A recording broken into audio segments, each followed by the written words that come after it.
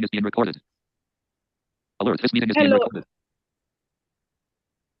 hello everyone, and welcome again to another week of DEI Extended. It is our pleasure to present our expertise and resources with you to help you better understand the different topics that we will share with you on a weekly basis in DEI Extended. Now, this week, it's our pleasure to bring to you the topic of inclusive communication. There is so much that we have shared on our audio rooms. However, we are making the highlights available for you in the live version. My name is Alison Johnson. I am an inclusion strategist, business educator, author, and my passion is inclusion. I am passionate about diversity, equity, inclusion, and belonging. And I do look forward to sharing with you.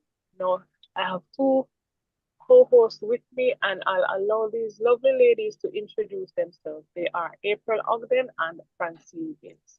All right, so we have April and Francine. You can go ahead and introduce yourself. Okay. Hi, everyone. My name is April Ogden. I am the CEO and founder of It's Your Outcome. We specialize in diversity, equity, inclusion, with a specialization rather in disability inclusion. And our entire mission is to bridge the gap between leaders and the diverse professionals that they serve. And so thank you so much for having me here, Allison. And just one quick last thing, pretty much find us on all the social media platforms by searching at It's Your Outcome. Thank you. Wonderful. All right. Thank you so much, April. And then we have Francine to share with us. Thank you, Alison and April. I'm Francine Beans. I'm an entrepreneur, podcaster, and social worker. I have my podcast, Balance in Bloom, with my co-host Claudia. It's based on mental health. And my focus these days are on employee well-being and how focusing on the people who work for you will boost your productivity and overall bottom line. All right. Thank you so much, Francine. All right. So we are going to head straight into the conversation. And Francine will share with you from her area of expertise.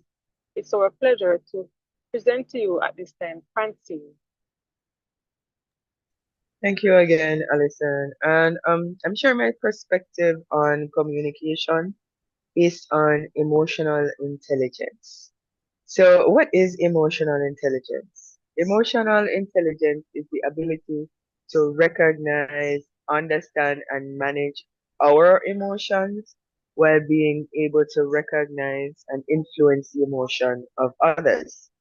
This is very crucial in fostering inclusive communication as it helps people to navigate social complexities and collaborate effectively and build stronger relationships.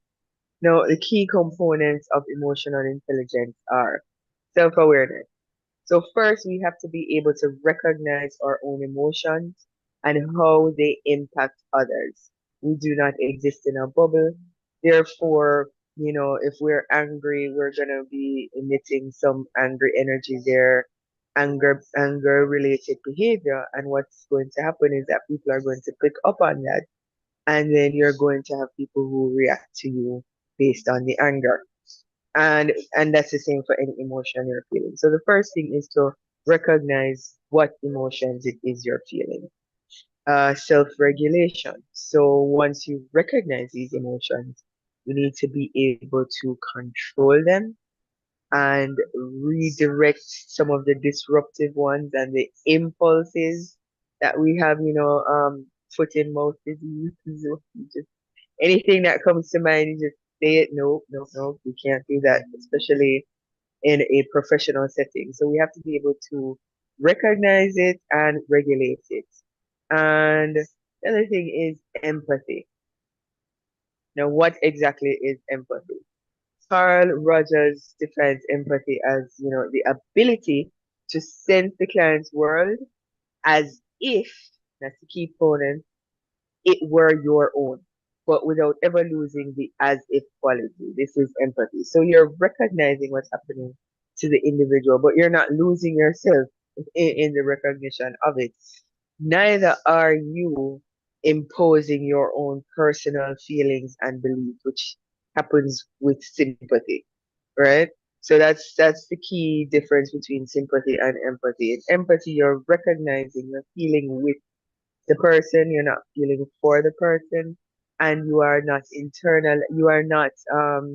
personalizing whatever is happening for the other person. Then you have social skills, which is managing relationships to move people in a desired direction. Now, how does emotional intelligence enhance inclusive communication? Well, through empathy, self-regulation, active listening, which is, we're not hearing what we want to hear and then responding based on what we think we hear or what we want to hear. If we are actively listening and we're listening to what the person is saying, taking everything into context and speaking from there. So if you don't, necessarily know what the person is saying, the best thing to do is to ask clarifying questions.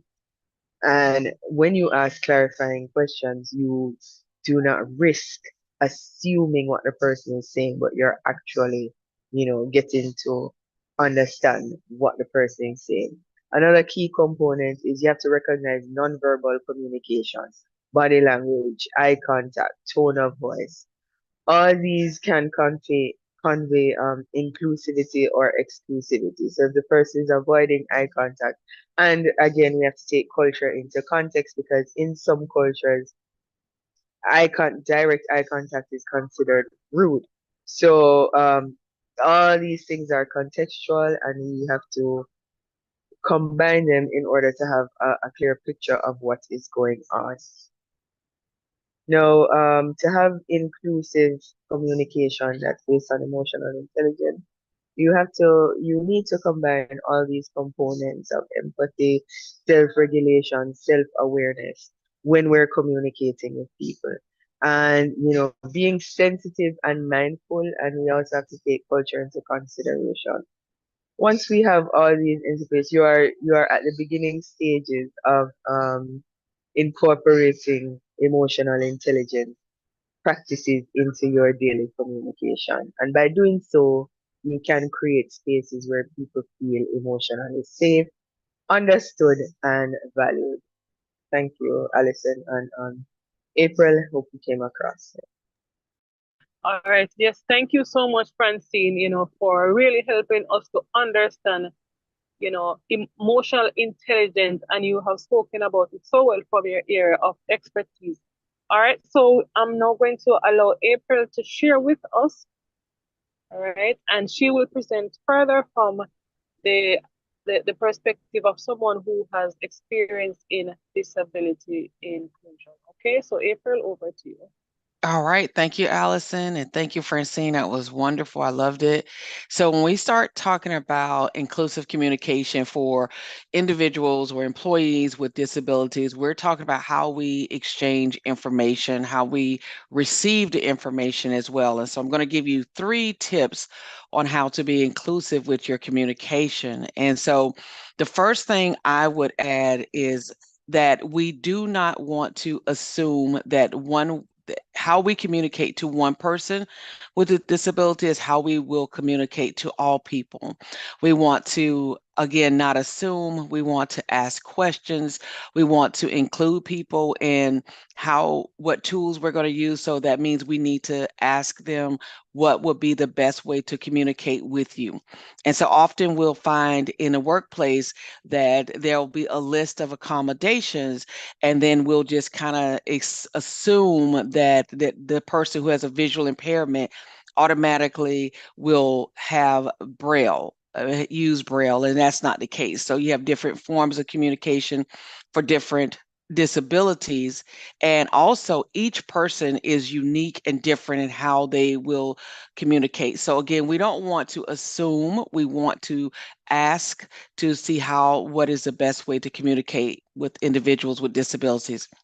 Another thing, Francine talked about it, but we want to be very empathetic, compassionate towards people, what they've experienced, what they're going through in the workplace, because the empathy is so important And when people know that you have empathy, you empathize, you empower the person with the disability to be a part more and participate more on the team.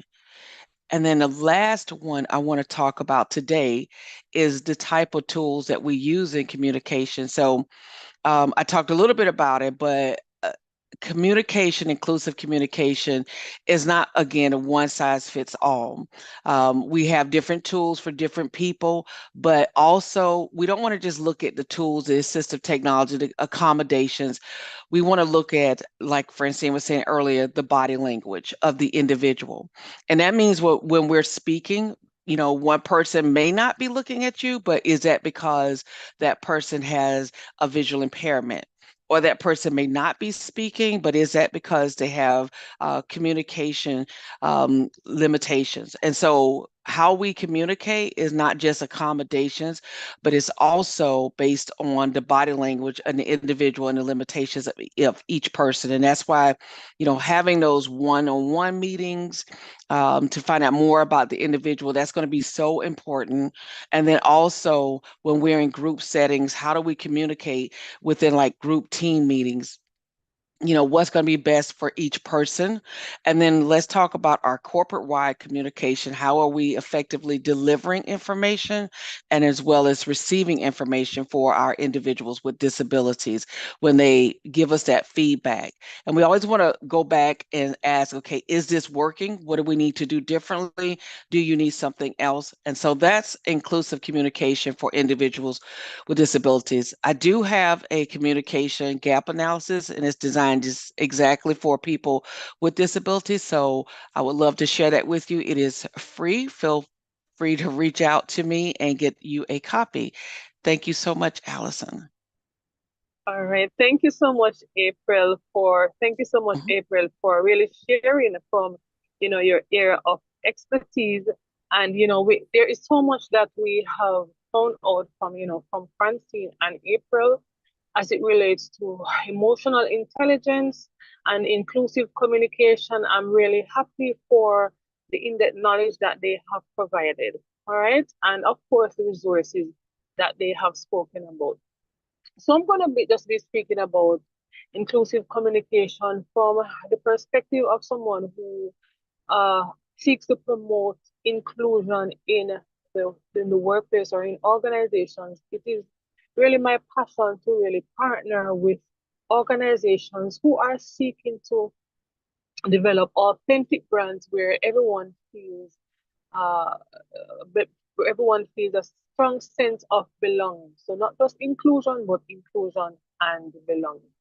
So when we speak about neurodiversity, it is one of the areas in which it is a little bit it is being discussed now more than ever. A lot of attention is being paid to this particular area, and we are very much appreciative of this. This stems from the fact that the areas of disability was being more focused on than neurodiversity. Okay, and it could be for a lot of reasons, but one of the primary reasons was that persons or organizations did not take the time out to fully understand the extent of neurodiversity. So when a lot of attention used to be paid to, how we can accommodate or how they would be able to accommodate persons who have disabilities, and then they would generalize persons who exhibit behaviors that are a little bit different or different than the typical behavior as just someone who has disabilities. However, in recent years, we have found out that because of recent developments, because of recent research has really indicated that even up to 15 to 20% of the world's population, so this is the world's population, actually exhibits some form of neurodivergence. Okay, so this has been a recent study because, as mentioned before, neurodiversity was not really understood in its full context. So when we speak about neurodiversity, it is the idea that neurological differences, so such as autism, dyslexia, ADHD, and mental health, these are the results of normal and natural variation in the human genome, all right, or genome. All right, so as mentioned, 15 to 20% of the world's population actually exhibits some form of neurodivergence. Now, when we speak about neurodivergence, I have to make reference to persons who are neurotypical. So neurotypical persons would be considered to be persons who, let us, refer to them as the typical person. So their brains are actually functioning as how the normal person is expected to function, or the average person would have been expected to function in the workplace. All right, so that is neurotypical.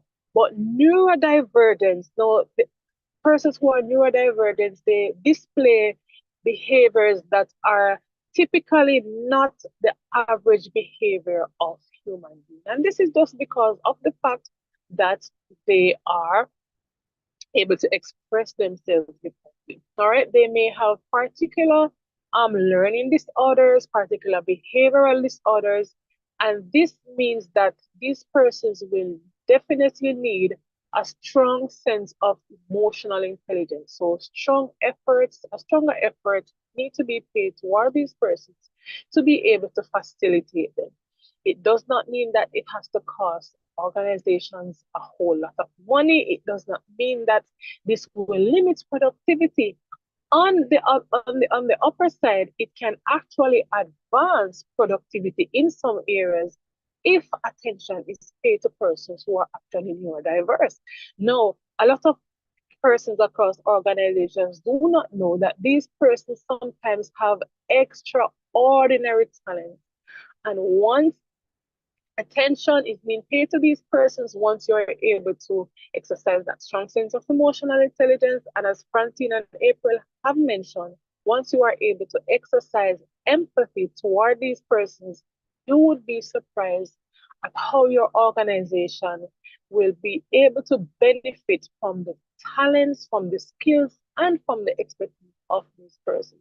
So as we speak about inclusive communication today, we want to encourage you to exercise emotional intelligence, which means that you have to balance your own emotion as well as the emotions that may be displayed as by others, especially those who are neurodiverse, and just accommodate these persons, allow them to feel more inclusive, more included, and foster that strong sense of belonging. And we can assure you that you will have a more productive, efficient, and outstanding workplace. So this is where we leave with you today. I want to say thank you so much for tuning in with us.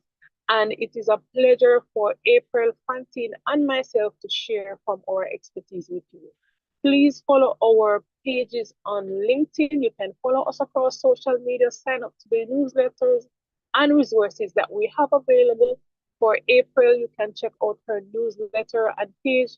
For Francine, you can check out her website. She has courses that are available, as well as for me, I have courses that are available to allow you to have amazing work. Thank you so much, everyone, and you take care.